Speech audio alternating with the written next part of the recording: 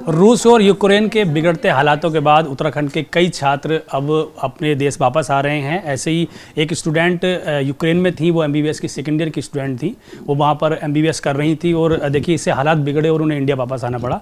क्या हालात हैं, किस तरह की वहाँ स्थिति बनी हुई है, उनसे हम बातचीत करेंगे क्योंकि वो वहाँ की स्थिति को देख के आई हैं, जाना है उन्होंने और काफ़ी उन्हें डर भी था और दुख भी हुआ। सबसे खुशी की बात है कि उनके जो मम्मी पापा हैं देहरादून में, उनको भी चिंता होने लगी थी उनकी। और लिपाक्षी देखिए हमारे साथ बैठी हुई हैं, उनसे बात करेंगे। लिपाक्षी, पहले हमें बताइए कि हालात क्या बने हुए वहाँ, कितना डर आप लोगों को वहाँ हो गया था और क्या स्थिति अभी वहाँ? जो स्टार्टिंग के 2 दिन थे, क्योंकि मेरा 3rd डे में इवैक्यूएशन हुआ है, तो स्टार्टिंग के 2 दिन तो बहुत बिल्कुल इतना पैनिक था कि हम लोग रात को सोए नहीं थे। फ्रेंड्स लोग हम लोग टर्न वाइज सो रहे थे क्योंकि कब क्या पता कब सायरन बज जाए। हमें ऑर्डर थे कि जैसे ही सायरन बजे आप नीचे बेसमेंट में आ जाइए, तो हम लोग कोई सो ही नहीं पाए 2 दिन।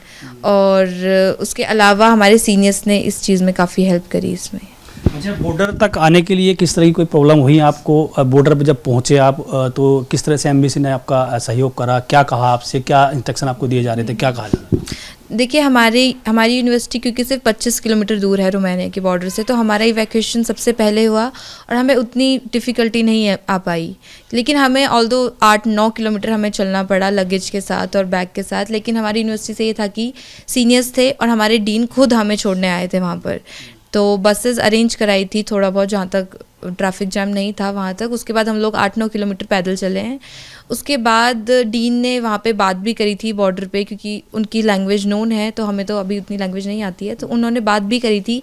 पर ये था कि लोग इतने सारे थे हमारी यूनिवर्सिटी के अलावा, बाकी यूनिवर्सिटी के, टर्नोपिल के, इवानो के, विनित्सिया के, ये लोग सारे लोग थे। उसके अलावा घाना और नाइजीरिया के भी लोग थे और वहाँ के लोकल्स तो थे ही। तो वहाँ पे इतना ज़्यादा रश हो रहा था कि वो लोग गेट नहीं खोल पा रहे थे ढंग से।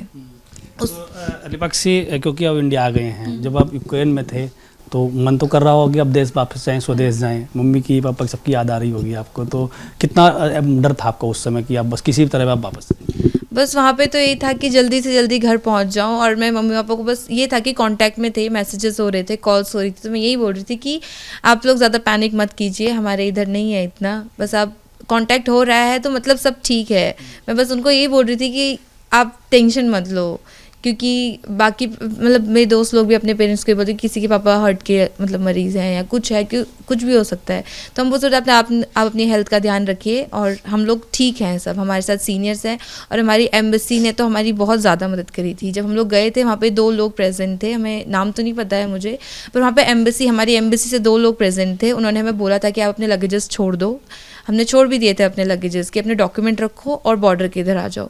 उसके अलावा जैसे हमने बॉर्डर क्रॉस करी, सुबह 3 बजे के आसपास हमने बॉर्डर क्रॉस करी, क्योंकि बहुत पैनिक था, 7-8 घंटे हमें वहीं पे खड़ा होना पड़ा। तो फिर उसके बाद वहाँ पे बसेस अरेंज थी, पूरे शेल्टर्स अरेंज थे और डायरेक्ट एम्बेसी वाले हमें या तो एयरपोर्ट ले जा रहे थे या तो फिर शेल्टर पे ले जा रहे थे। और खाना पानी वहाँ के लोकल्स, रोमानियन लोकल्स भी आ गए थे खाने, आगे इनिशिएटिव में, और खाना पानी सब कुछ प्रोवाइड कर रहे थे बॉर्डर क्रॉस करने के बाद। अच्छा, अब आप इंडिया आ गए हैं, अब जो भी आपका प्लानिंग होगी आप करेंगे आगे की, लेकिन जो आगे की पढ़ाई आप कैसे करेंगे उसको? एक फ्यूचर के लिए भी चिंता हो रही होगी आपको, कैसे क्या रहेगा? एक डॉक्टरेट करने आप गए थे लेकिन वो बीच में कहीं ना कहीं छूटता नजर आ रहा है। हाँ जी, बिल्कुल चिंता तो है ही, क्योंकि क्या ही बोलूँ मैं इसमें कि हमें तो अभी यूनिवर्सिटी से इतना बोला गया है कि 2 हफ्ते की छुट्टी है। उसके बाद अगर कंडीशंस पे डिपेंड करता है, क्या पता वो एक्सटेंड हो जाए, कुछ सर्टेनिटी नहीं है कि क्या होगा।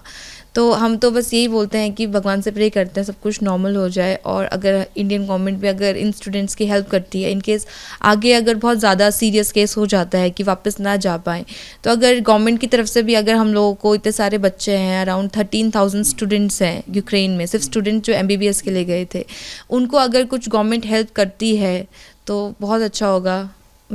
मोदी जी से तो यही रिक्वेस्ट है कि वो बस हेल्प करे किसी तरीके से। कितना इंतजार हो रहा था बेटी का, अब आंसू भी आ रहे हैं, देखिए घर में आ रही है। हाँ, बहुत हो रहा था इंतजार, बहुत इंतजार। डर भी लग रहा होगा है तो आप तो साथ में सामने बैठी, आपके साथ बैठी। हाँ, बहुत डर लग रहा था। फिर ये हुआ कि पता नहीं हम देख पाते अपने बच्चे। नहीं देखिए, अब तो सभी आ रहे हैं, अब आ भी गई है, लिपाक्षी आपके बगल में बैठी हुई है। अब आ गई है, लेकिन बहुत डर था। मैं भी बहुत 2-3 रात से सोई नहीं।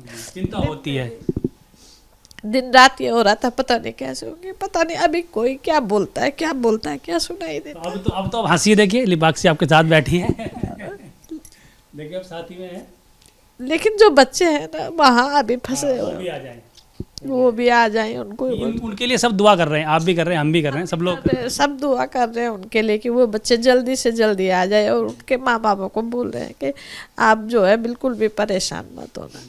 बच्चे वहाँ पे सब ठीक है, जिन्होंने बॉर्डर क्रॉस कर लिया उनकी तो बहुत मदद हो रही है।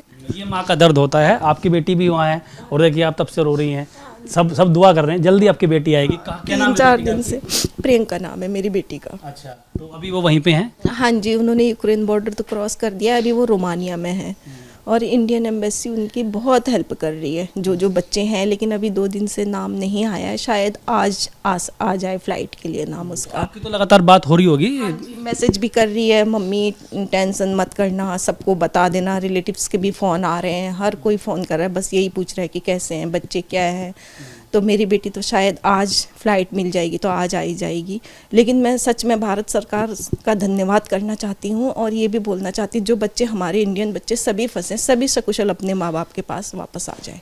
बस यही अभी तो फ़िलहाल यही सोच सकते हैं अभी फ्यूचर में। आपकी बिटिया ने बताया आपको कि क्या सिचुएशन बनी हुई है, कोई ऐसी जगह में तो नहीं है, वो बिल्कुल सुरक्षित है? हाँ, पहले तो थोड़ा सिचुएशन बनी हुई थी।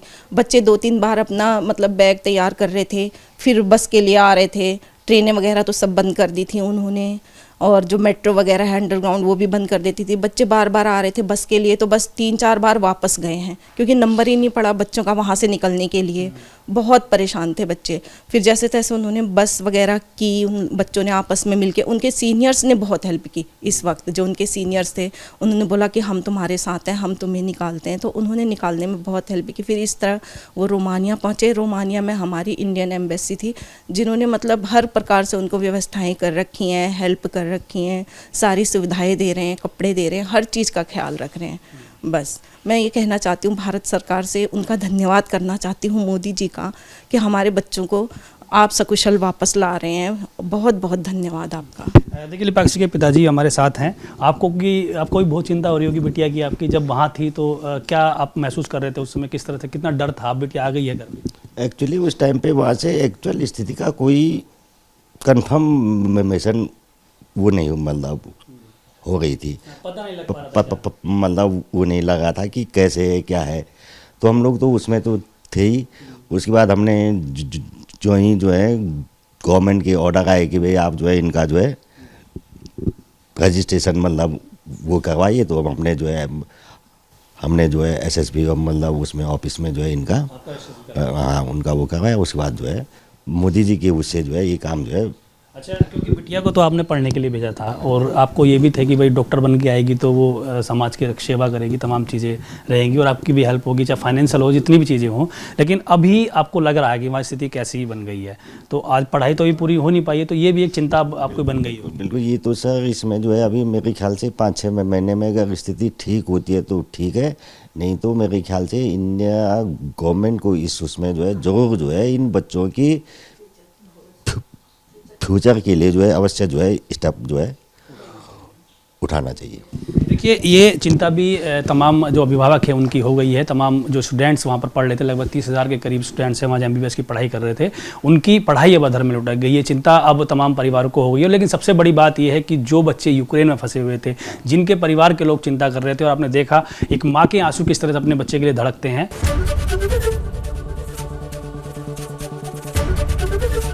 एबीपी गंगा, खबर आपकी, जुबान आपकी।